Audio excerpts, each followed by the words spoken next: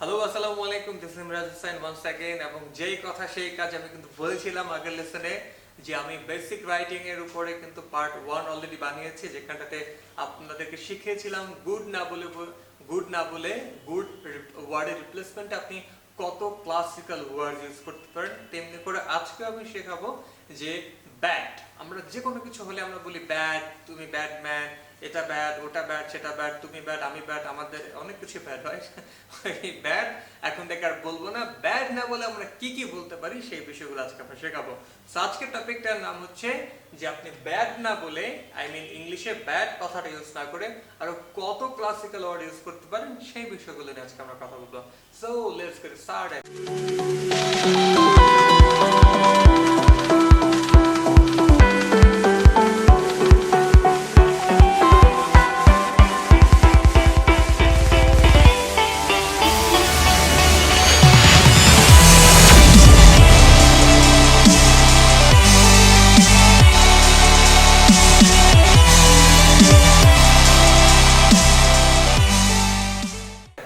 Welcome to our Winner video. আর যদি subscribe না করে থাকেন চ্যানেলটি, অবশ্যই বলবো যে আপনি চ্যানেলটি এখনই সাবস্ক্রাইব করেন। So let's get started. প্রথমেই এখানে যে লেখাটি লেখা আছে, মানে যে ওয়ার্ডটি লেখা আছে, আপনি দেখতে পাচ্ছেন ব্যাড। ব্যাড মানে কি? খারাপ। কিন্তু আমি আপনাকে বলবো ব্যাড আর এখন থেকে বলবেন না, এখন থেকে বলবেন awful। এই যে লেখা আছে, কি বলবেন? awful। আমার সঙ্গে আবার বলেন awful। তাহলে ব্যাড মিন্স কি? awful। আপনি আগে বলতেন he is bad person, no, he is awful person. তাহলে আপনি আগে যেটা বলতেন ইট ইজ ব্যাড, আপনি বললেন ইট ইজ awful। আগে বলতেন ব্যাড, এখন থেকে কি বলবেন? awful। আগে বলতেন ব্যাড, এখন থেকে কি বলবেন? awful। কোন ব্যক্তি খারাপ, কোন বিষয় খারাপ, কোন প্রতিষ্ঠান খারাপ, আপনি ব্যাড না বলে কি বলবেন? awful। সেকেন্ড যে ওয়ার্ডটি লেখা আছে সেটা হচ্ছে ন্যাস্টি। কি আছে বলুন তো? ন্যাস্টি। ন্যাস্টি ওয়ার্ডটার ক্ষেত্রে একটু বিশেষ রয়েছে, সেটা হচ্ছে ন্যাস্টি বলতে আপনি ওদেরকে একটু বেশি ইন্ডিকেট করবেন যারা আপনাকে একটু মানসিকভাবে তুষ্ট করে, আই মিন খুব ইজিলি হার্ট করে। মানে আপনাকে হয়তো খোঁটা দিয়ে কথা বলে, আপনার ভালোটা দেখতে পারে না। এই ধরনের লোকজনের ক্ষেত্রে আপনি ন্যাস্টি বলতে পারেন। সেটা আপনার কোনো ফ্রেন্ড হতে পারে, কোনো নেইবার হতে পারে, আশেপাশে কোনো লোকজন হতে পারে। তাহলে আপনি তাদের কি বলতে পারেন? You are nasty man. কি বলতে পারেন বলুন তো? You are nasty man. কে বলবেন? আগে বলতেন you are a bad man, by my friend is bad, না বলে কি বললেন? My friend is nasty, right? So bad না বলে আপনি কি বলতে পারেন বলুন তো? ন্যাস্টি। ঠিক আছে? ওয়েল, পরবর্তী যে ওয়ার্ডটা রয়েছে সেটি হচ্ছে বাম্বলিং। কি আছে বলুন তো? বাম্বলিং। তাহলে এটাও কিন্তু ব্যাড এর মিনিং দিচ্ছে। তাহলে আপনি ব্যাড না বলে কি বলতে পারেন বলুন তো? বাম্বলিং। কি বলবেন বলুন তো?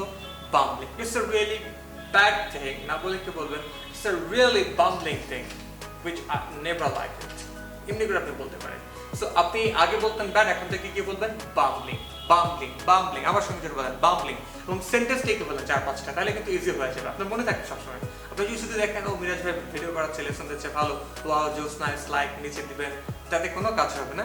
বাট যেটা কাজ হবে আলটিমেটলি আপনাকে ইউ হ্যাভ টু রাইট আর you have to make some sentences, right? So last যে ওয়ার্ডটা রয়েছে সেটি হচ্ছে রোটেন। কি আছে বলুন তো?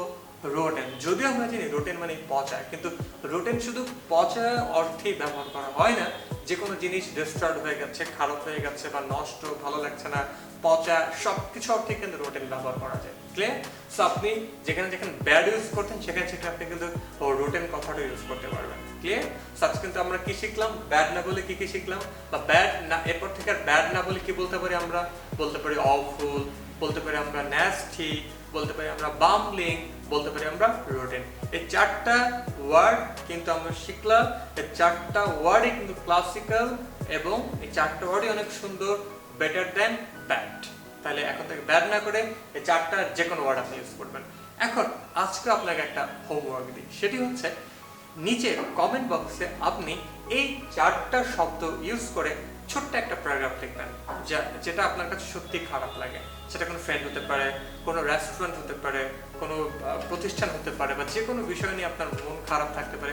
সেই বিষয়গুলো নিয়ে আপনি ছোট্ট একটা প্যারাগ্রাফ নিচের কমেন্ট বক্সে আপনি লিখে ফেলেন। এমনি করে মানুষকে উদ্বুদ্ধ করুন এই জিনিসটা শিখতে, এবং যদি পারেন আরো 5 জনকে আপনি শেখান।